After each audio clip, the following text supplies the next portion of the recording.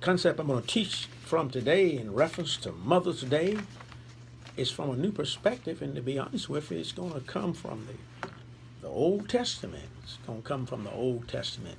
Let's look at the definition of mothers. I like to often just go to the dictionary and look up words that we're familiar with, and sometimes it can broaden our understanding or expand our understanding. And I looked up the word mother, a female parent, source or origin, source origin. The next definition is a mother is to give birth to give birth to care for, protect, like a mother. And then since being a mother is a female parent, I looked up the word parent. One that beget or bring forth offsprings. One that beget or bring forth offsprings. And of course also it talks about mother and father, and it said one who brings up and cares for another. And so you can be a mother without giving birth you can be a parent without giving birth. But to be a mother, you must give birth and bring forth another human being, or in the animal kingdom, another of God creation. And so let's start at the beginning. To me, it's always good starting at the beginning. So let's go to Genesis chapter 1. Let's go to Genesis chapter 1 as we explore this concept of motherhood, the beginning of motherhood, and how God devised a plan, and this plan that he devised was for mothers to bear forth children, and with the assistance of the father, the children will be raised and taught and will be able to survive both physically and spiritually. Let's look at first Genesis chapter 1, verse 26. And God said, let us make man in our own image, after our likeness, and let them have dominion over the fish of the sea, and over the fowls of the air, and over the cattle, and over all the earth, over every creeping thing that creeps upon the earth. So God created man in his own image. In the image of God created he him. Male and female created he them. And God blessed them. And God said unto them, be fruitful and multiply, and replenish the earth, and subdue it, and have dominion over the fish of the sea, and over the fowls of the air, and over every living thing that move upon the earth. Let's go back to the first part of the 28th verse of the first chapter of Genesis. And God blessed them. And God said unto them, be fruitful and multiply, and replenish the earth, and subdue it, and have dominion over the fish of the sea, and over the fowls of the air, and over every living thing that moves upon the earth. So God's instruction to mankind is to reproduce themselves. As you know, in the creation story, you'll hear where God created seed-bearing plants. And we know the value of having seed-bearing plants simply because if we got seed-bearing plants, then the possibility for us to be here forever can actually exist as trees reproduce themselves. And that's why we continue to get apples and oranges and tomatoes and grapes, is because they are seed-bearing plants. And as a result of their existence, they have a seed where they can reproduce other trees. And so for as long as we can remember, we can still have apples and oranges and nuts and the various other things. Now what I want to talk to you about now is going in the Old Testament, 2 Kings. If you turn, those of you who follow me with the scripture, if you turn to 2 Kings, now this is a little lengthy reading, but you'll kind of get the essence of what I'm trying to teach on this particular day.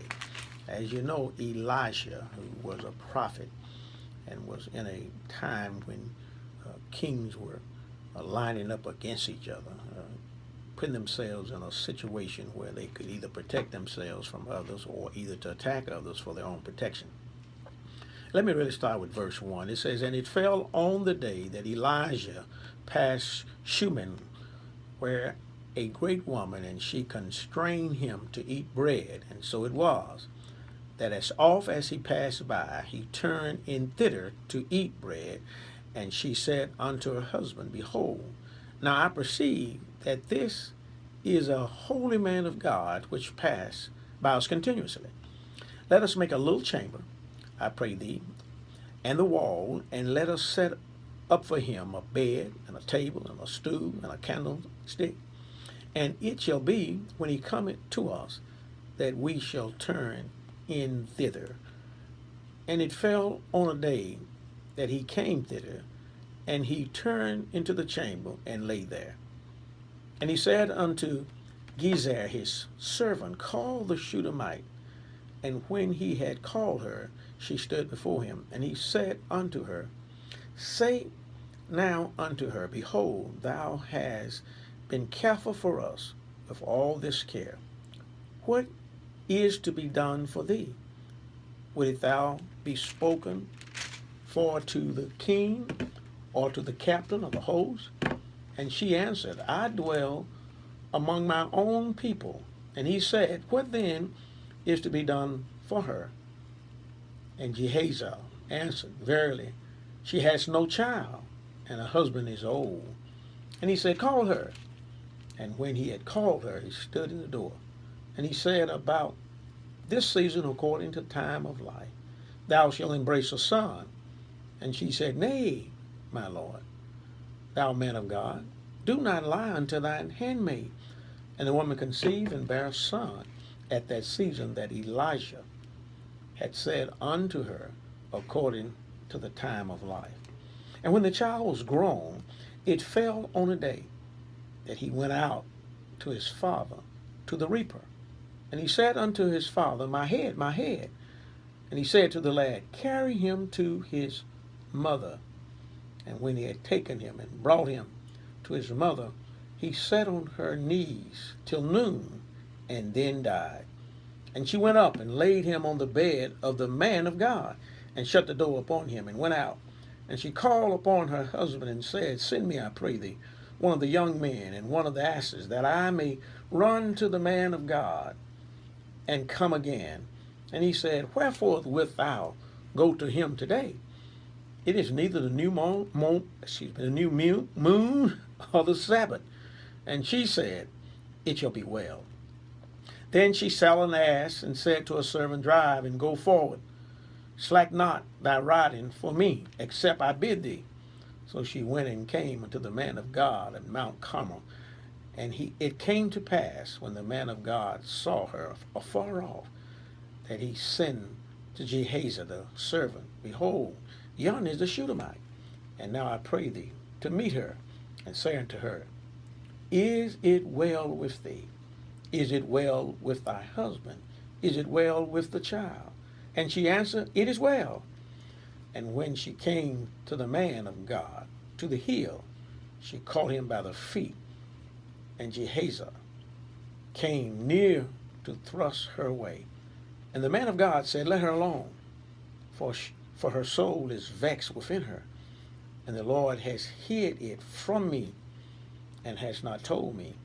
Then she said, Did I desire a son of my Lord? Did I not say, Do not deceive me? Then he said to Gehazi, Gird up thy loins, and take my staff in thine hand, and go thy way. If thou meet any man, salute him not. If any man salute thee, answer him not again. And lay my staff upon the face of the child. And the mother of the child said, As the Lord liveth, and as thy soul liveth, I will not leave thee. And he arose and followed her. And Gehazi passed on before them, and laid the staff upon the face of the child.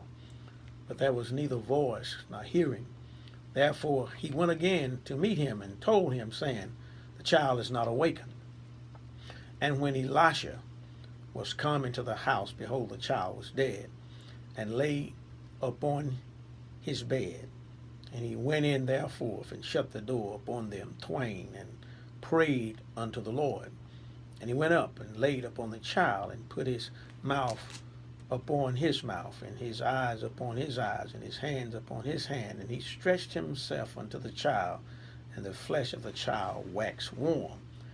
Then he returned, and walked in the house to and forth, and went up, and stretched himself upon him. And the child sneezed 7 times, and the child opened his eyes.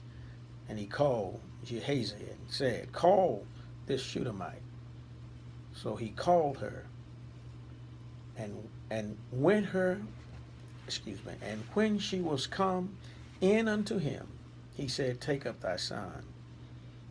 Then she went in and fell at his feet and bowed herself to the ground and took up her son and went out. A mother. What is a mother?